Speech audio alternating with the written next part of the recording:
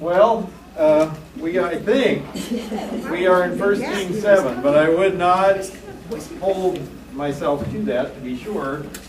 It's a little crazy around our house, and finished off the morning, as I was telling folks, by losing my car keys.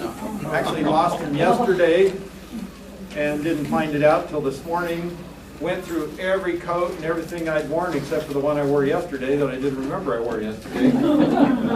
Somebody rescued me. That is so frustrating. It's been that kind of way all week long. You go, where was my brain? I'm sure I had it with me, but it didn't come out. So we'll see if anything's stuck on 1 Kings 7. We are working our way through the temple, and we're almost done with the temple, and we're almost to where we're going to have the great dedication ceremony, which is kind of neat, and I'm looking forward to getting moving on and getting there. But in the meantime, I guess we've got to get ourselves, gee, I still see it there from last week. I guess I didn't wash the board really well.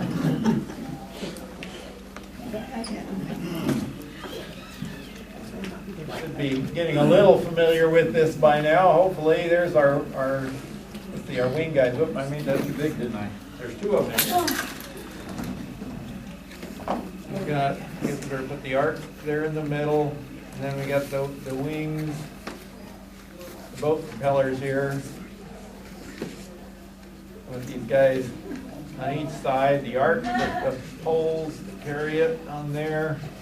We've got the entrance there, and see, 1, 2, 3, 4, 5.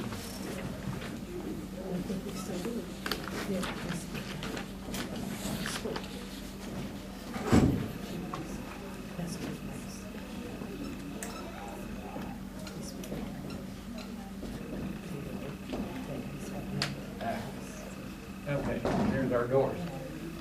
What did I leave out? I think I got most of it in there. We've been through all of those parts. And then outside in the front is the brazen altar over here and the great sea over there. And we went through that last time, discussed the size of that thing. And did anybody go home and do the calculation and see if you agree with the gallons that the commentators come up with? Yeah, that's right. Well, you guys said that a bath was a measure of water, and I looked that up. Biblically, it said it was 6 gallons. Okay. And if it was 2,000 baths, it was 12,000 gallons. Yeah, and I don't know where these guys come up with 16 to 20,000 gallons. I went home and looked at it, and I've got several commentators who are giving us 16 to 20,000 gallons. I'm going, how can you get, they must have heaped it up. The only thing I can think of, I ran across one commentator that made a mention of it, and the way the wording is, there's a possibility that the larger volume is not talking about what it physically held, but how much it would take to supply it and run through it in an unknown period of time, actually. That it held this many gallons, but to keep it functioning, you had to keep pouring this many gallons to it. And then maybe you could understand the 20,000 gallons thing. That it holds 10, but takes 20 to make it in order to keep everything going. So that's a possibility that they were looking at for the physical side of this thing. And almost everybody believes, even though it's not mentioned, that there's some kind of outlet at the bottom that allows them to come in, because you're not going to be climbing up and washing your hands in this thing when it's, especially if it starts getting low, if it's not right up to the edge. How would you get to it to wash? So almost everybody believes there was a spigot somewhere. But they weren't supposed to have stairs. Right, because the priest wasn't supposed to be up high and that sort of thing. Though he would have had to with this bronze altar, because it's huge too, and they did have to get up to it somehow. So they must have worked out something to be able to make that work. So anyway, we've been through those, and last time we got to these other basins that are out here, and these things are, there's 5 of these big things out here somewhere. It doesn't say exactly where they were positioned, but most folks believe they were lined up somewhere out in in the area where they did the ministry. In the Old Testament times when the tabernacle was done, the laver served the function of all the water that they had. It came through the laver, which was much smaller. All the washings were, the water must have gone through it or somehow around it, because that was the only source of water. In the temple offerings, you'll remember a lot of the sacrifices that came had to be washed ceremonially, as well as the priests had to wash their hands and feet before they served. So the commentators believe that this water was what was used to wash the hands and feet of the priests, that the priests used this to wash with. And then you had these other movable basins that were used to wheel around and put them where they needed them, I guess. And that was the water that was used to ceremonially wash the offerings themselves. So they had all of these things on some pretty interesting sounding pieces of artwork, beginning in verse 27. Talks about Hiram's work in 27 on these things. He made 10 stands of bronze, which tells you a lot, right? The length of each stand was 4 cubits, and its width 4 cubits, and its height is 3. So it's 6 feet square and 3 cubits. So that's 3, 4, 5, 4 and a half. Is that right? 4.5 feet tall. So about chin high, something like that. So we're chin high and 6 feet square on this big framework they're calling a stand. And on the stands are quite ornate when you read them. On the design, they had borders around the edge between the frames. So there's some kind of a casting, a framework in this thing. And they've got designs on these borders and on these frames. There were between the frames, there were lions and oxen and cherubim on the frames. And there's a pedestal above, and beneath the lion and oxen were wreaths of hanging work. So all you artistic people are going to have to imagine what this thing looked like. But he's got some kind of a framework out here, and I'm not sure just exactly what it looks like, but whether there's a border on here, and then it talks about some wreaths maybe hang down. Hard to tell just what they meant by frames and all. And then on this are their decorations of the oxen and the lion and cherubim. So we've got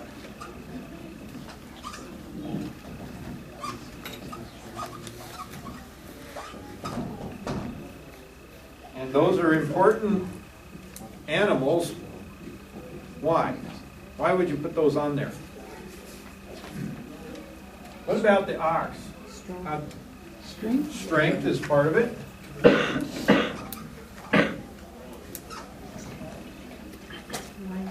Power. Could be some power in there. Almost would tend to put power down here, wouldn't you?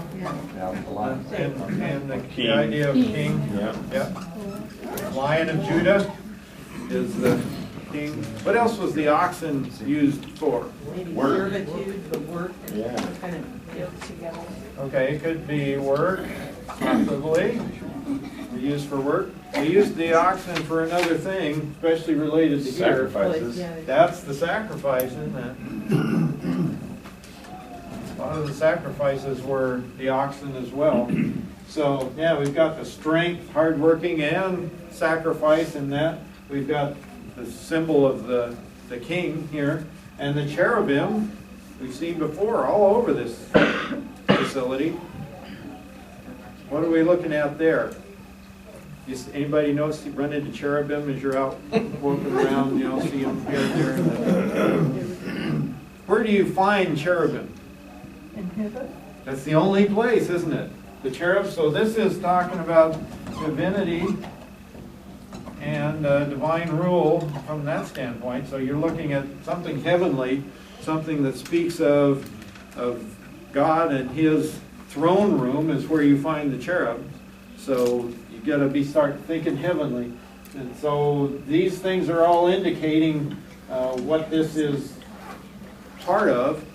And what is, remember, it's an illustration for us of probably three things, this whole facility.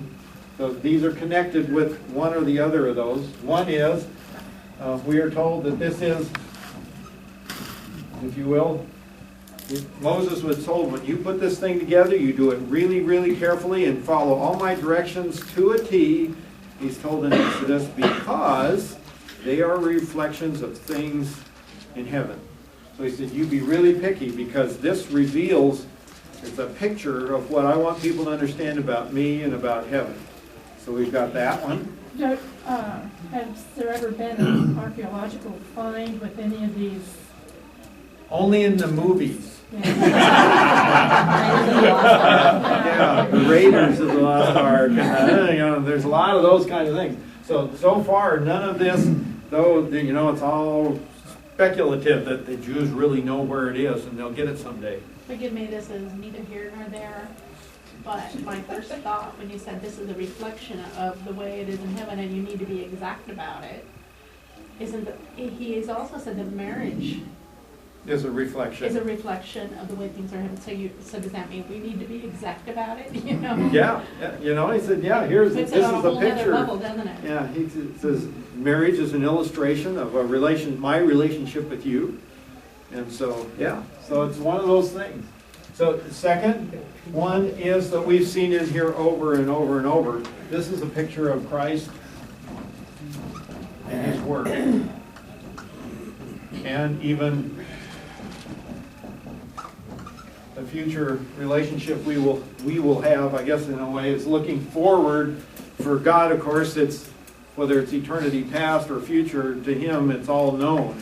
But for our purposes, it looks at what Christ, the work that he did, and what it means for future related to the top one, I guess.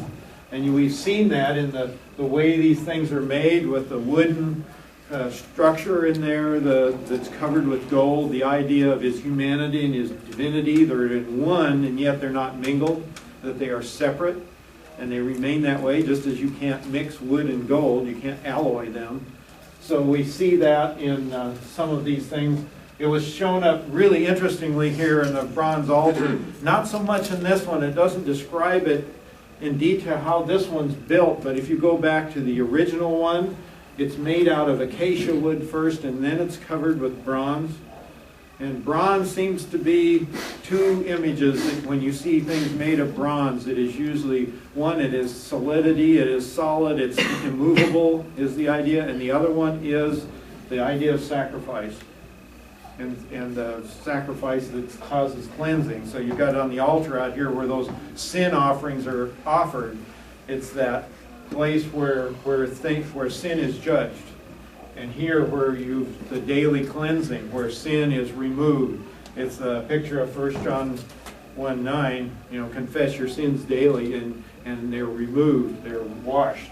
And so you have the sacrifice that's done here and that there. So bronze is often seen in those places. But the neat thing, it's made out of acacia wood, but the fire in this altar is not, I always see it pictured on top, but the way the Bible describes it, the fire and the coals, it's like a box with a fire pit in there, and the coals are down within that. What do you think happened to the acacia wood that was created out of after it was covered with the bronze?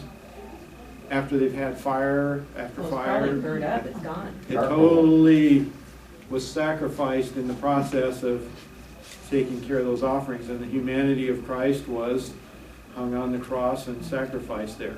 So you've got this amazing picture in some of these things that you're looking at. So we have a picture of Christ and his work in almost every little piece of that, and his relationship to us is the third one.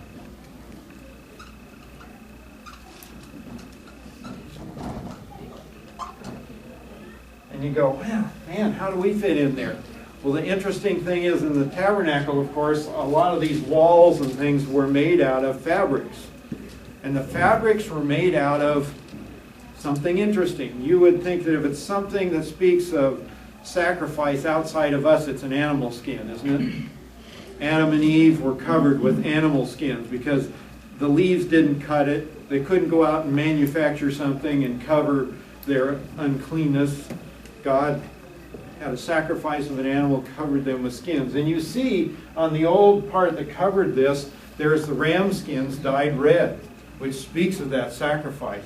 But the parts around it were made out of fine twined linen, which it talks about, we talked about the white robes, the righteousness of the saints in the white robes and all, but the fact that it's linen that's handled, that it's manufactured, it involves the activity of man. So it's our activity with God is reflected in that, and we are washed by the blood of the Lamb. It talks about making your robes white in the blood of the Lamb. So his sacrifice with his people and their work that they are called to do, and I can't help but think of Ephesians where it tells us, we are made, these good works were prepared for us that we might do them, and it's reflected in that. In this building, what you have is stone walls covered with wood, covered with the gold. And you go, so what have we got to do with gold? In the old tabernacle, this was boards cut certain length. They're 10 feet long, and they're 10 cubits by a cubit and a half boards covered with gold, and they're lined up, and they sit, remember we mentioned that, in silver sockets. So you've got wood with dimensions that speak of man, covered with gold. Why? Gold is divinity, though. How can we aren't part of the divine, or are we considered royalty? Are we considered in the family? Well, we're children of We're God. considered children of God, joint heirs with Christ. Joint heirs with Jesus is the way the song goes. So these boards standing in silver sockets, and silver being the redemption price, standing redeemed in sockets of silver with gold over them, reflecting the righteousness that we would get from our relationship with Christ. And the interesting thing is that all of those boards are held together. When you read it, you go, how is this? Got these boards all lined up, and in between them there are these poles that hold them, and there's a rail that is acacia wood covered with gold that binds them all together, and there are no silver sockets holding that rail. It's all gold. So it's a really great picture of Christ that holds his body of believers together. Here we've got the stone walls covered with the wood, the cedar, that I think speaks of the church, the humanity of man, God's people, if you will. In this case, might even be the nation of Israel, with the gold on there. And of course, all carved with the palm trees, the symbols of resurrection, of long life, of the cherubim, that's the decoration that speaks of heaven and our being there and being part of this family. So we've got this area here with representing the church. So all of these things you look at, and these things are probably in view in some way, shape, or form, if you can understand it, what it is. So when we've got this framework here that's built, it's got these things on it. You kind of compare the two and look at it and say, okay, what are we talking about? How does that relate to us? How does that relate to what heaven is like? What heaven requires sometimes, and requires washing of those sacrifices. Those sacrifices have to be pure. They can't be something you offer that's unacceptable. You don't offer the pig, for example, here, because they're not a clean animal, and you can wash them all you want and it won't work. But you don't offer something that's been drugged through the dirt either. It has to be washed, it has to be clean. So we've got this framework with all this decoration on it. That was a long time getting around to the framework. I keep dragging it out. I'll make it yet. Okay. So we've got all these covered in each. Now the interesting part, after you get that, is verse 30. Now each stand had 4 bronze wheels with bronze axles, and its 4 feet had supports beneath the basin for cast supports and wreaths at each side. And its opening inside the crown at the top was a cubit, and its opening was round like the design of a pedestal. a cubit and a half, and also on its opening there were engravings and their borders were square, not round. As near as I can figure out, what you got is this square framework here with all the decorations on it and all that sort of thing. And in the center there is a circular thing that's in the middle of that, like a pedestal that describes.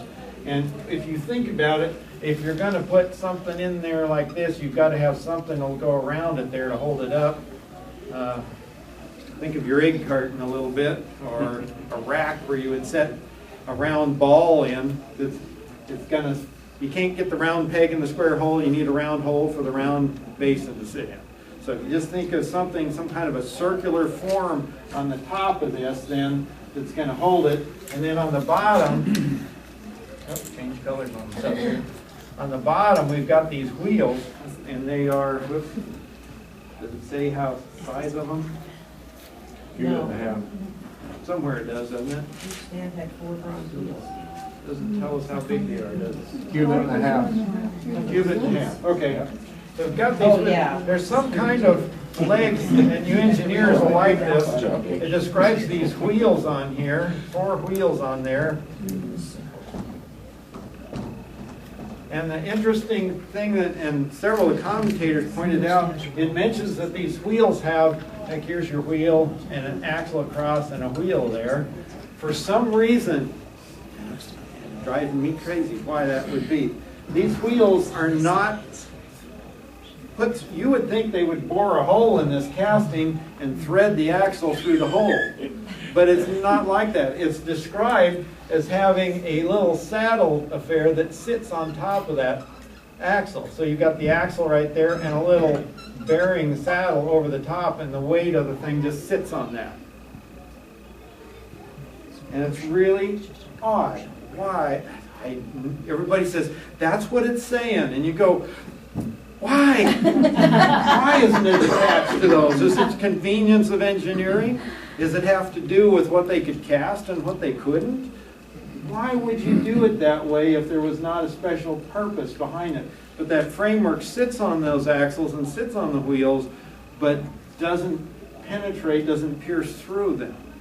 Maybe they need to be able to carry it. Removable, that's what I was Yeah, it's like wondering. it's easily, you Yeah. pick the stand off the axles and roll them off to Yeah. one side and say, I don't know. It doesn't mention why.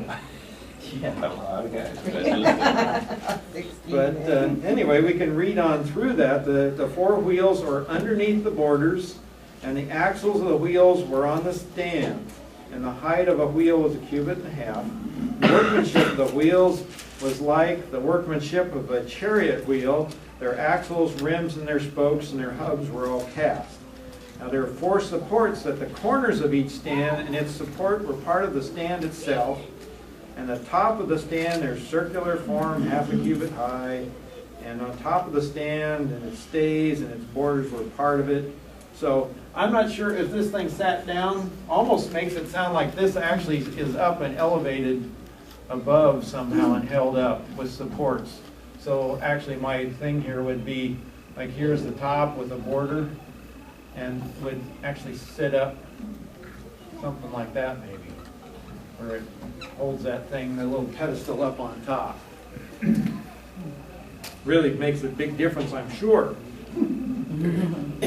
And again, there's a circular form and stays and borders, and he engraved on the plates and its stays and on its borders cherubim, lions, and now we have the palm trees according to the clear space on each with wreaths all around. So they're all decorated up, engraved and covered with these various things, decorations all over the place. So we've added palm trees down here. And in the desert, we talked about palm trees where they were long life.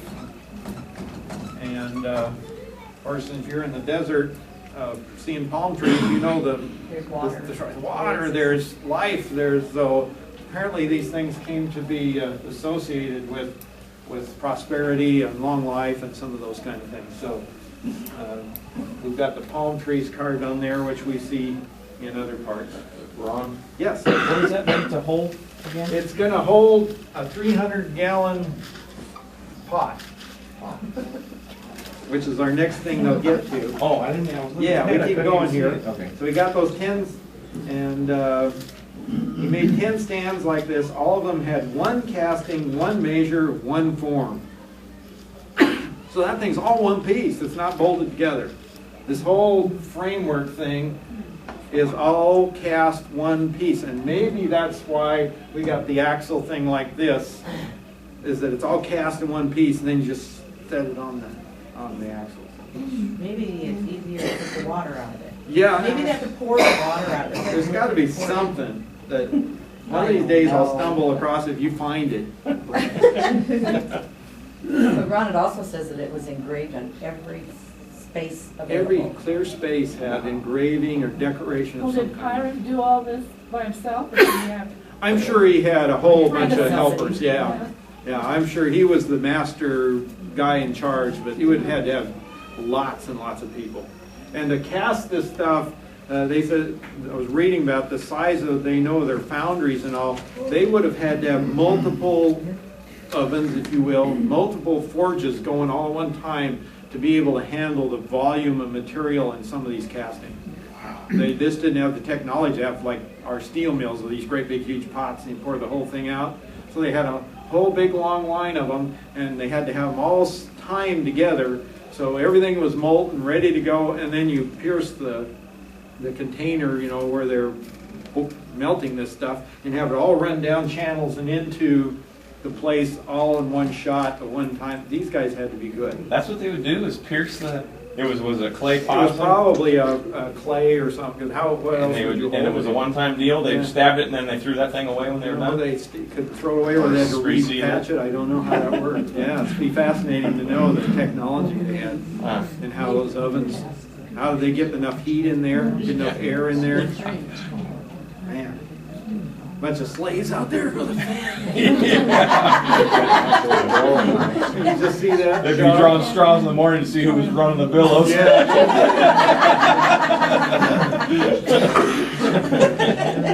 Just a side note, down at Ezion Geber, way down in the Gulf of Aqaba, they found ruins down there of places where they smelted copper. Actually, they think they refined it there, not smelted it from the rough because of the amount of slag they didn't find there.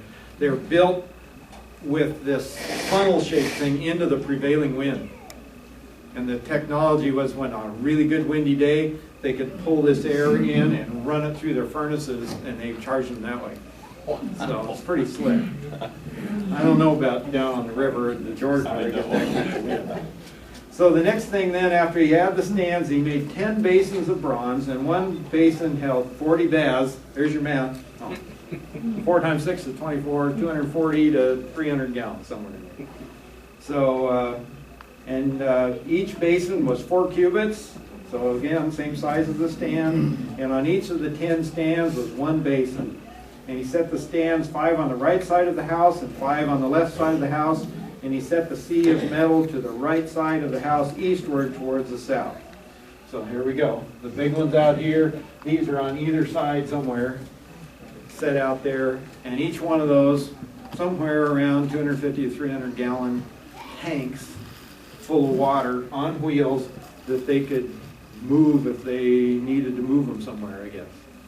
I'm trying to think about 300 gallon tank and things sloshing. Oh. And this was for the people? This was for washing the sacrifices, the actual meat of the sacrifices. When the animals were slaughtered, they had to wash them before they offered them on the The altar. people or the priests? The priests would do this. So the priests use all those. Yeah, you brought your sacrifice over here to the gate, wherever it was, Okay. and where the place where they were slaughtered. And you would bring, if it was your sin offering, you would bring your lamb or whatever it was, your bullock that you brought in for a sin offering, and you put your hand on the head of that animal, and you confessed your sin and transferred it in doing that to that animal. And then you heard a kosher. It means the animal had to be slaughtered a certain way. It was, you had to cut the throat of the animal right there. And that animal was killed. and your sin had been placed on that animal, and it's then slaughtered according to their requirements, and the meat was, the parts that were required were sacrificed, were burned here. And that's what the carrot and the blood was done with as they're supposed to do. And of course, some of those offerings that you brought, free will offerings and other ones, also supplied the priest with their food. And they had systems for getting their portion. But there are some portions that were God's only. The fat was only his, the kidneys were his, other parts were his. They're forbidden from eating the blood, of course. So and this whole process, and you can imagine, you think about the amount of water here, and the number of people that must have been working here to make this thing work, hundreds of people, and the sacrifices. This is a big deal going on here. Looking at it from the secular history books, not that I do that, it really looks barbaric, doesn't it, for a people to do these things? Yeah. If they don't understand And what the it's meaning about. is behind it. I'm wondering if you've ever heard if any other nation or type of people ever did anything like this. There are, I don't know about the amount of sacrifices and those kinds of things, but there are some archaeological finds of other temple facilities that are very similar to this in design. In fact, I was looking at one this morning, I can't remember where it was now, they found, and it actually had a house, like a palace, with the temple part next to it, almost the way this is described with Solomon's house. Well, and then you've got the Mayans and the Aztecs, That's what I was and just the, gonna who did this perverted And view human of this. sacrifice. And that's all it was just a perverted understanding of this. How often do they do that? The sacrifices, of course, any of the festivals would have sacrifices. You could go there daily as you could afford, and it could be anything from the turtle doves or the, and plus there were offerings for the firstborn.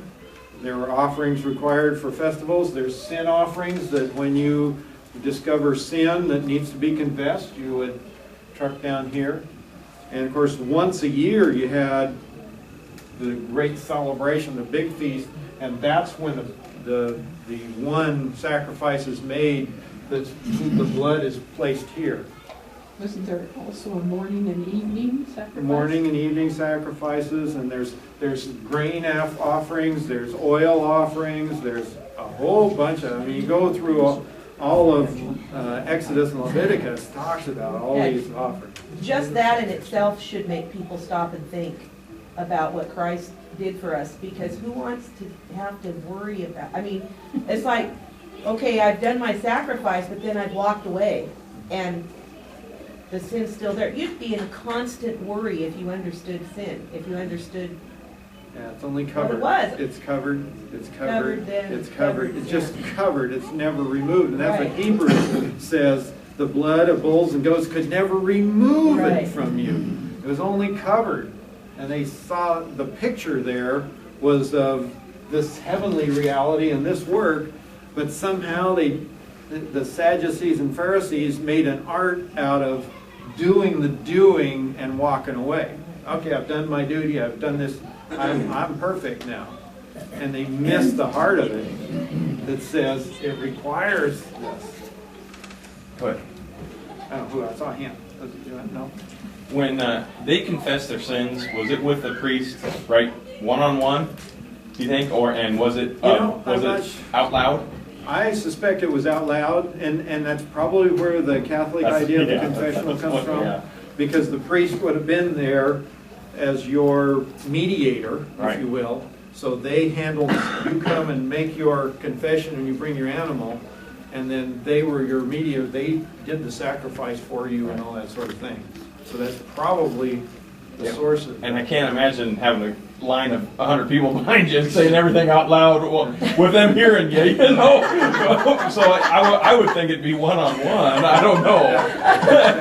Yeah, I imagine you didn't do it this big mob, but I can imagine with the number No, of I'm people just coming, saying, I could see where you might not have just one priest, you might have, 15 guys lined up here Right. in an area, where you would come to and you would meet with the priest and you would do your thing and they would, and then take the process from there.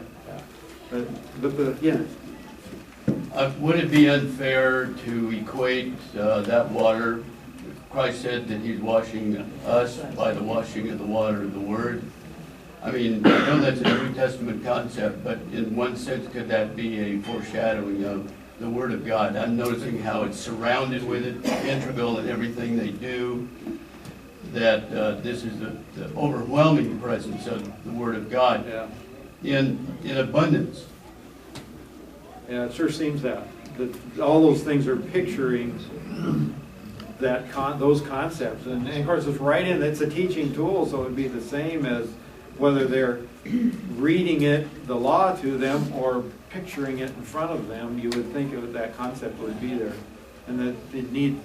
Boy, the thing you folks are seeing, I think, in your comments is that over and over and over again, he's saying, you've got to be clean, you've got to be clean, you've got to be clean. You can't do it yourself. And remember where the tablets are with the commandments.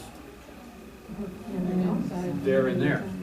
They're not out here. Now, they read the laws and the rules and things that you must do out here, the standards, and they taught you must keep these standards, but the place that those tablets are kept are here. And that's the only thing in this temple that's still there. The manna has been removed and gone by now. The rod that budded is gone. The only thing left are those 2 tablets by the time the temple is built, and this is moved in there. But they're in here, and the blood's placed on the cover on top.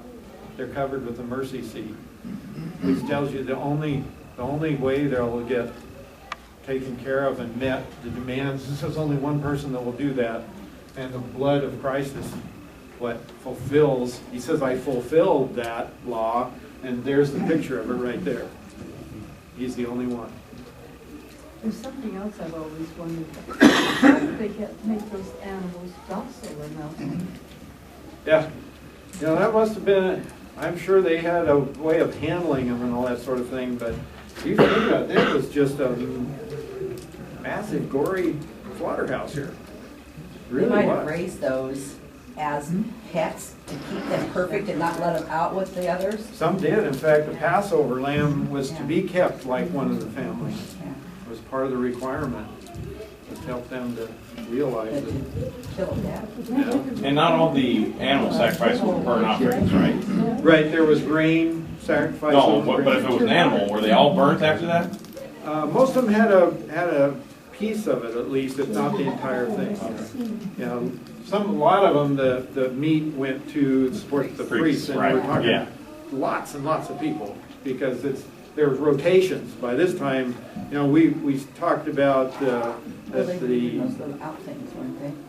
yeah, there was apartments or storage rooms on each side, and then they had their places outside the city. If you'll remember, when our story about Christmas, that the priest was on his rotation, and when he went home to Hebron or wherever his home was, and then he came back in when it was his month or his weeks to serve. And so you had thousands of people of the Levitical priesthood that served here and did these things. So you had lots and lots of people to support.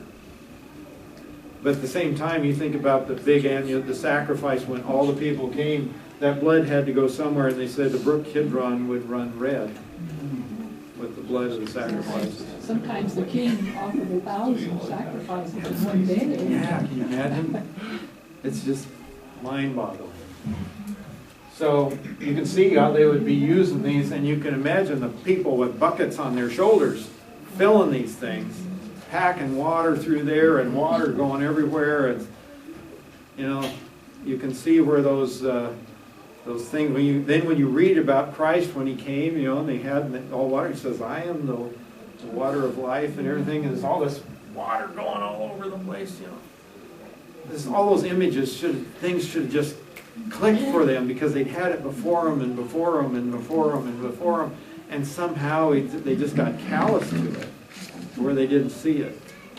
And I'm amazed, even, you know, we're the same way, so I shouldn't be, but the 12 that were closest to him on the night when he sat down at the table and he put that bread and he put that cup out there, and he said, "This is me." And day after day after day, the communion with the showbread here and the drink offerings that are offered on these, it's like, man, you should have all the bells should have gone out, those guys should have, their jaws should have hit the table, and they went, oh my gosh, this is, for centuries we've been talking about the communion with God here, the bread and the wine symbolizing the communion. He says, it's through me. It's through me. That spoke of me. You know, it all should have come together. Just and they sat there and they took the bread and they took the wine and they went, what's happening? And here we've got even more than that, and we sit there and go, oh, what's happening? I find myself doing that. You know, gee, it goes right by. So we're out of time. We've made it this far. We're almost to the dedication. We only got a few pomegranates to go. Can I ask you a quick question? Yes. I just read on it, it says that he had finished his work, Herm had finished his work. Right. Do we know how long this took? You know, I can't remember if we're given a time frame that tells us. I'm going to have to go back and check that. I think we were hinted at. My brain is not grabbing the number. We know how long between from the Exodus till the temple was built, but I don't know if we know the time frame to do it all, and we don't know how much of it was prepared ahead of time by David. How far did he come before Hiram grabbed the materials and did? It had to take years. We know it was several years. Yeah, it was. It's Wasn't like it 7 years? Thank you. It was. Yes. And then his house was 13 years. So yeah, 11 or 13 now. 7 and 13. So yeah, 7 years to actually put it all together. Number of completion. It was completed. And when you have 8, you have, just for fun, as we leave, One past the number. one past the number of completion, which speaks of new beginnings. And Christ was raised on the first of the next week, on Sunday. 7th is the Sabbath, that's Saturday. New beginnings on the 8th day. When is the child dedicated in the temple? On the 8th day. Isn't that interesting? I think there's something to this number stuff. I'm not sure if I can go whole hog into it, but there's interesting things. It's 7 plus 1, which is God's number as well. So anyway, let's close. Father, we thank you for our time together this morning as we try to understand this temple system and the things that it taught. Help us to see in that the grace of God that has made provision for man. That from eternity past, God understood the problem we would have with sin and the things that would separate us from you. And even before we were created, Christ had already stepped forward and said, I will go and be the sacrifice. That you knew even then that that would be required. Thank you, Father, for that grace. Thank you for the pictures you give us in this Old Testament book, in this temple and in the tabernacle, and thank you for the picture we have of the one who came that fulfilled all this. Help us to have eyes to see, ears to hear, and hearts that desire to understand and know you and to follow you. We thank you, Father, in Jesus' name. You need to set up the tables. Oh, thank you. Yes,